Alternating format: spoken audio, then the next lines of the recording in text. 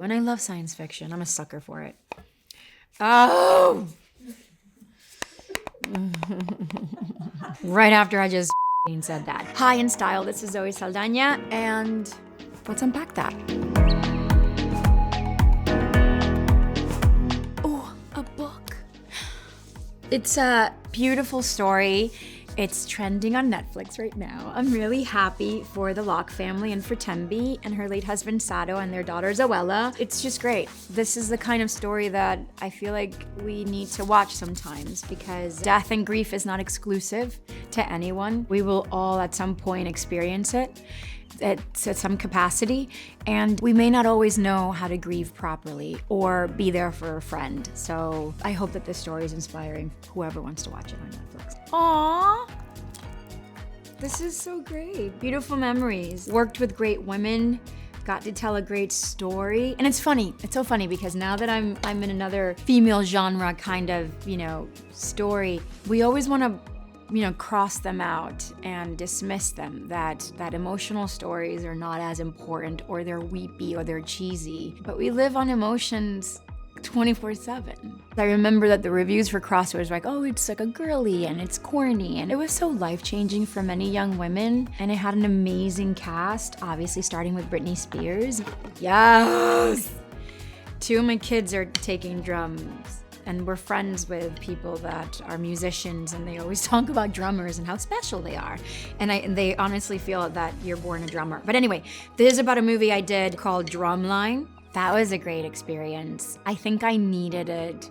It was right after 9/11, maybe a month and a half after 9/11, I had booked this movie, and I drove from New York to Atlanta because I was too scared to fly. And it was my first time spending a lot of time in the South. I was born in New York and raised there partially, and from the Caribbean, and a daughter of immigrants. So this whole thing of, working on locations throughout America has given me the opportunity to really meet Americans, and that has been wonderful. And it started with Drumline, and I learned so much about what these bands do in colleges in the South. And it's just, I still marvel at how somebody so young can be so good with an instrument. It blows my mind because I didn't really grow up playing instruments, which is why we're doing that with our kids. This is definitely my first love. So beautiful. I know, I smell them. Even the smell when I was dancing, and they would smell horrible, you guys. But I even love the smell of my own shoes. It was just, it was a part of life. Booking center stage was a way for me to say goodbye to a part of my life and hello to another. And go full throttle into it. But I also got to work with an amazing director, Nicholas Heitner. It made me realize that it's not just about what you can get. You also have to be selective, and you have to make your wish list of directors and know their work and know why you love them. I loved Nicholas Heitner. And then to be thrown into this world of ballet that I loved so much, but I always kind of lived in the margins of it, was quite extraordinary. And I got to really relate to a lot of the cast, principal dancers of ABT and also New York City Ballet. And I got to shoot in Lincoln Center, summer of '99. I turned 21. It was just like, it was awesome. Ha ha ha ha. This is so cool. This is definitely something that I never grew up doing. I trained for when I booked Avatar, and I loved it. Oh God, the amount of bets that I won when we were shooting Avatar. I won beer, I won money.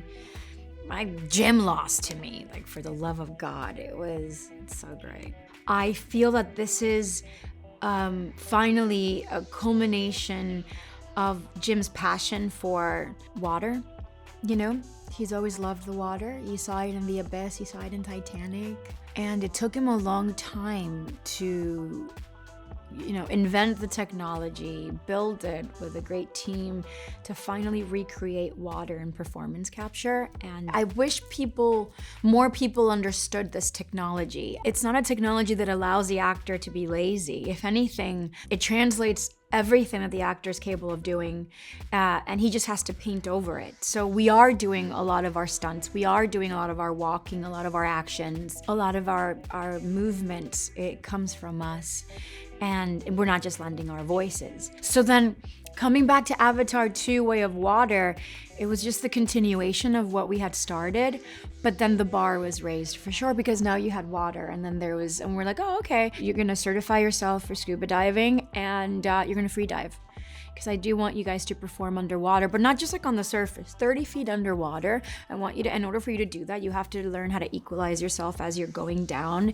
And then you're gonna have to sustain, like hold your breath for longer than 2-3 minutes. And in theory, you're sort of like looking at James Cameron and you're like, oh, okay, cool, but you're in your pants. But then he surrounds you with world-renowned, professors and experts and everything. And you surrender and you do the training, and then you end up doing something that you had no idea that you were capable of learning and doing, and you walk away feeling really good.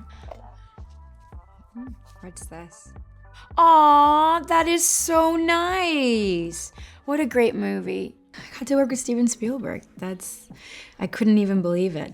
And I got to be a Trekkie. I also had the opportunity to work with Diego Luna, with Tom Hanks, with Catherine Zeta-Jones, and it was wonderful. And to know that story was based on a true story, I remember it was such a feel-good movie. Shooting it and then watching it was amazing.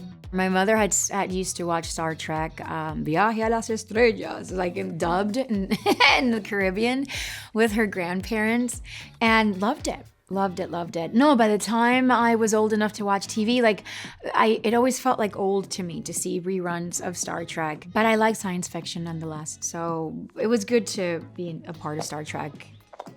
It's great. You guys really gave this some thought. I like this. It was awesome to be in Avengers. It was so great to be in Avengers, and I had to work with so many actors that are marvelous. The Russos, fantastic directors. It happened so fast.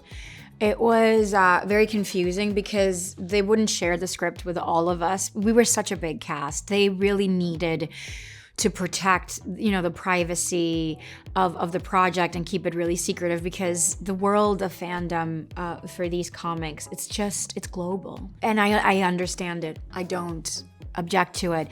Except that when you're an actor and you're part of these projects, you're having to work with a lot, but you're given so little sometimes to work with, and that can be a little nerve-wracking. But I always remember the Russos, Joe and Anthony, just being so informative as soon as I was with them. And so were the cast members, like all the Chris's were informative, and Robert Downey.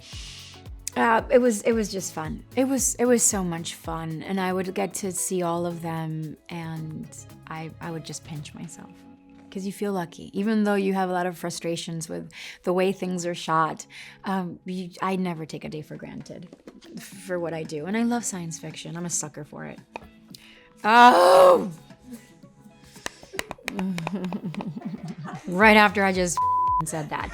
That green makeup is not for the faint of heart. It was fun just the first movie, even though it was excruciatingly painful. I always wanted to know what it was like for actors like Eddie Murphy and Jim Carrey to go through those huge transformations and get to hide behind a character and play it like full on. Definitely got a taste of it over and over and over again. Two things come to mind when I think of this. One is my grandmother, who passed away 2 years ago, and she loved orchids. So I grew up always surrounded by orchids, and I just love them. I know how to keep them alive and talk to them. I learned that from my grandmother. And two, obviously Colombiana was such a game changer for me because it was coming right after Avatar, the whole sort of frenzy that Avatar became.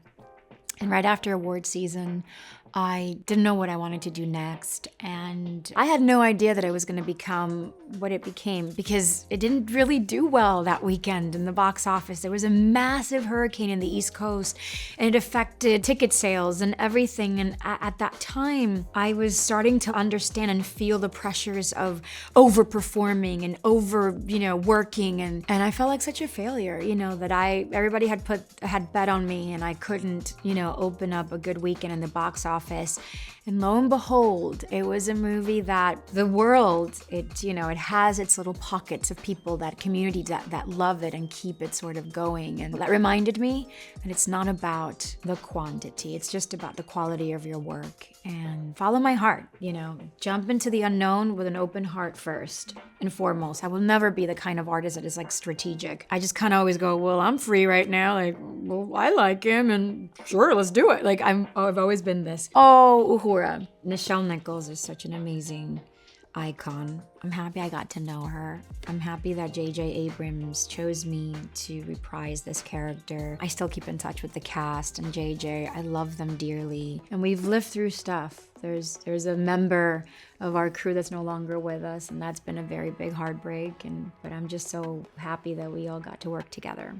I hope you guys enjoyed getting to see what was in my bag, and I hope you were tickled by it. And thank you so much for watching. Un grande abrazo.